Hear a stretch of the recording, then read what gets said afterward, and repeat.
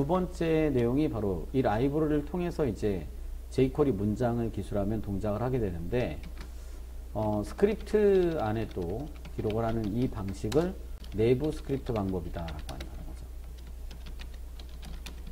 스크립트 방법도 CSS처럼 내부, 외부, 인라인 이렇게 세 가지 방식의 CSS가 있는 것처럼 스크립트도 세 가지 방법이 있습니다. HTML 바디 사이에 HTML의 속성 값으로 이용하는 스크립트가 있고, 그게 인라인이죠. 그 다음에 지금처럼 당분간 우리가 이제 기본 작업을 할 때는 이 스크립트 태그 안에다가 쓸 건데, 그걸 내부 스크립트 파일 자체를 아예 지금 위에 라이브러리 파일 JS 파일처럼 별도의 JS 파일을 만들어서 연결해서 쓰는 방식은 외부 스크립트 방식이라고 얘기한다. 스크립트 태그 사이에 이제 jQuery 구문을 써야 되는데요. 기본 구문에서 표현하는 형식이 왼쪽에 나와 있는 것처럼 선택자의 메소드를 쓰는 형식이다. 선택자의 액션을 메소드라고 얘기할 수 있다는 거죠. 선택자의 점 메소드. jQuery에서의 각 단어들 구분은 점으로 구분을 한다라고 보시면 될 겁니다. 점으로 구분한다. 그래서 항상 쓰는 형태는 jQuery에서 또 자바스크립트, jQuery의 주석은 두 종류의 주석이 있다라고 했죠. CSS처럼 슬래시 별표 슬래시의 주석이 있고, 이 주석의 경우에는 여러 줄 주석, 두 줄 이상의 주석, 여러 줄 주석이고, CSS의 주석과 같습니다. 그러니까 또 하나의 주석이 바로 슬래시, 이거는 한 줄 주석이다. 주로 우리는 이 한 줄 주석 표현을 많이 쓸 거예요. 그래서 지금 얘를 표현을 해본다면, 기본적인 jQuery의 구문은 선택자, 스트링하고 선택자를 가로 사이에 쓰고, 그리고 점 뒤에 메소드를 쓴다. 액션이라는 게 메소드라고 했어요. 이렇게 메소드는 기본적으로 가로, 둥근 가로를 갖고 있고, jQuery의 문장, 자바스크립트의 문장 끝은 세미콜론을 찍어서 문장이 끝났다는 걸 표시한다. 그래서 이거에 대한 예로 스트링 도큐먼트 객체 이름을 쓰고, 객체가 지금 선택자로 사용된 거죠. 점 ready라는 메소드를 사용한 거고, 이 메소드 안에는 매개 변수라는 걸 사용할 수 있는데, 매개 변수의 종류도 여러 가지가 있을 수 있습니다. 그 중에 하나가 바로 함수를 매개 변수로 가질 수 있다라는 겁니다. 펑션. 함수의 형태는 항상 펑션 하고 나서 둥근 가로, 중가로로 표시하고, 중가로 사이에다가 내용 정보를 기술해서 여기서 엔터 치고 이 사이에 이제 실제 내용을 기술한다라는 거죠. 여기까지는 항상 jQuery 문장을 기록할 때 항상 작업해야 될 내용이고, 실제로 이제 작업할 때마다 내용이 달라지는 것은 이 도큐먼트 레디 사이에 있는 정보가 바로 달라지는 겁니다.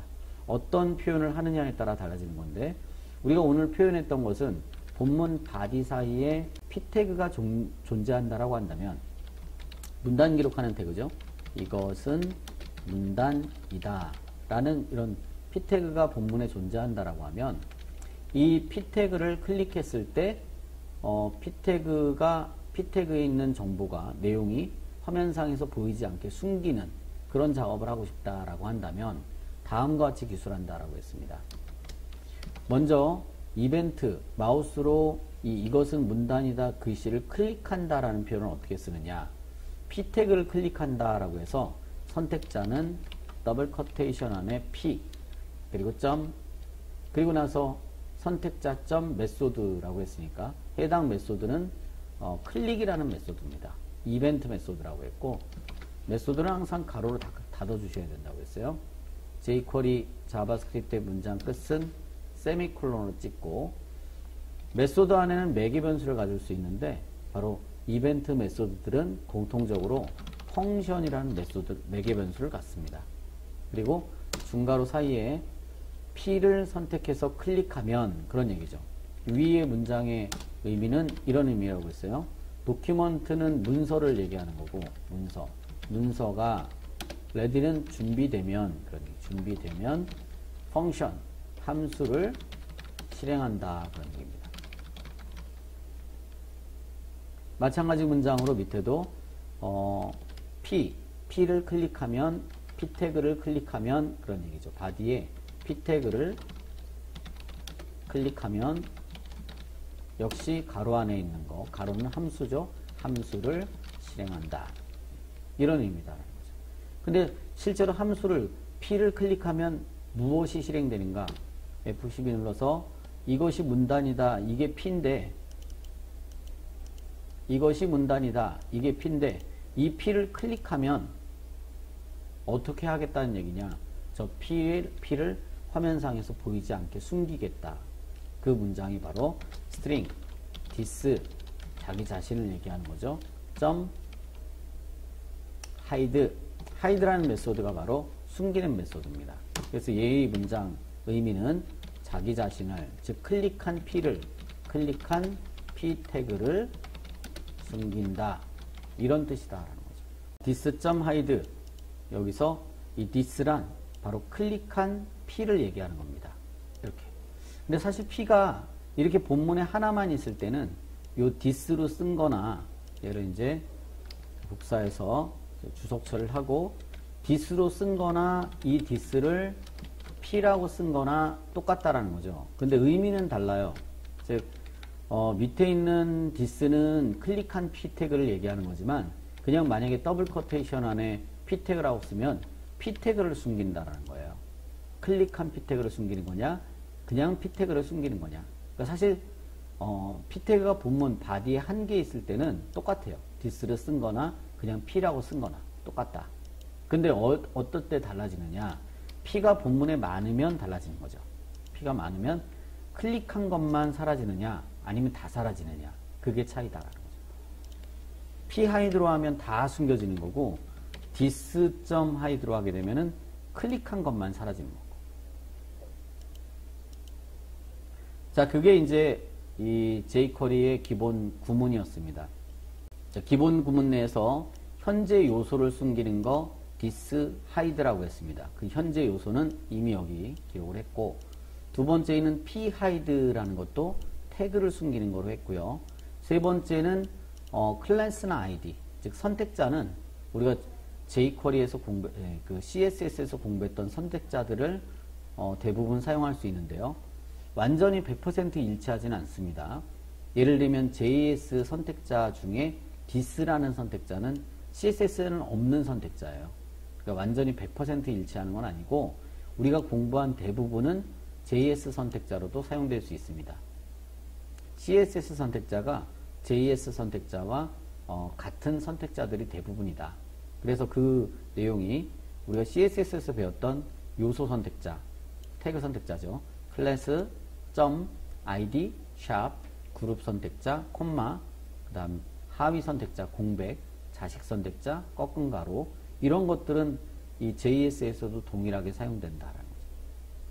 특히 JS 선택자, jQuery 선택자 중에 또 하나 특징적인 선택자 하나는 이 this라는 선택자, 지금 방금 전에 여러분 보신 거 this.hide, 이런 선택자들이 추가로 있다라는 겁니다. 그럼 그 중에서 여기 위에 문장 이 .class 타입의 선택자나 id 타입의 선택자, 우리가 CSS 공부했던 항목들을 그대로 사용할 수 있는데 그걸 한번 여기다 적용시켜 보면요. p의 class equal id p2. p2는 id예요. 그 다음에 p1은 class. 그럼 우리 쓰실 때 여기서 쓴다고 하면 얘를 주석 처리하고 다시 this 대신 쓴다라고 하면 .p 더블 커테이션 안에 선택자는 반드시 더블 커테이션 안에 써주셔야 되고, 또는 샵P 이렇게 쓸 수 있다는 거죠. P1 얘는 2 이렇게. 그죠? id는 P2 그 다음에 클래스는 P1 그러면 얘는 안 사라지죠? 얘는 그냥 P니까 안 사라지죠. 만약에 이 중에 하나만 살린다라고 하면 id만 살렸어요. 다른 거는 주석 처리했고, 그러면 이거는 P를 클릭하면 P2가 숨겨지는 거죠. 이 세 개 중에 어떤 걸 클릭해도 P2가 숨겨진다는 얘기예요. 이 세 개 중에 어떤 걸 클릭해도. 그런 얘기죠.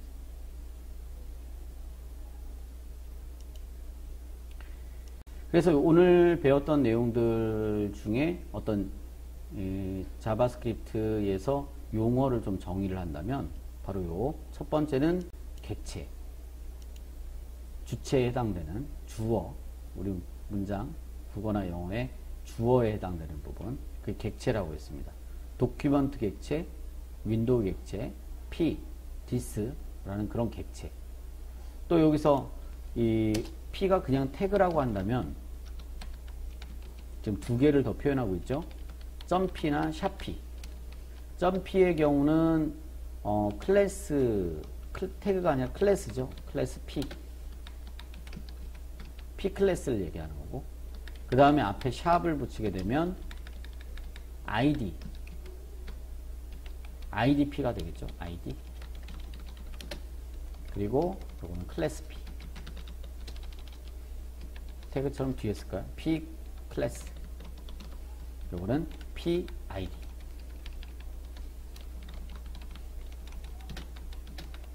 띄어서 쓴다면 표현 자체가 그래서 각각 같은 P라고 하더라도 앞쪽에 점을 썼냐 샵 썼냐 아무것도 안 썼냐에 따라 달라지는 거죠. 상황이 선택자가. 그래서 요거 이 전체 달러까지 포함해서 이 전체를 일종의 주체, 객체라고 볼 수 있다.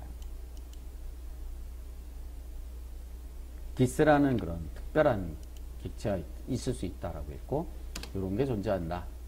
선택자에 대한 이야기를 여기 객체에 대한 가로 안에 그 내용 정보로 선택자라는 걸 쓸 수 있다라는 걸 설명드린 거고 이벤트라는 의미가 있다라고 했어요. 이벤트도 몇 가지로 나뉘는데 그 중에 우리가 쓸 이벤트를 기록을 했습니다. 여기서 지금 오늘 두 가지 이벤트를 본 건데요. 레디란 이벤트와 클릭이란 이벤트.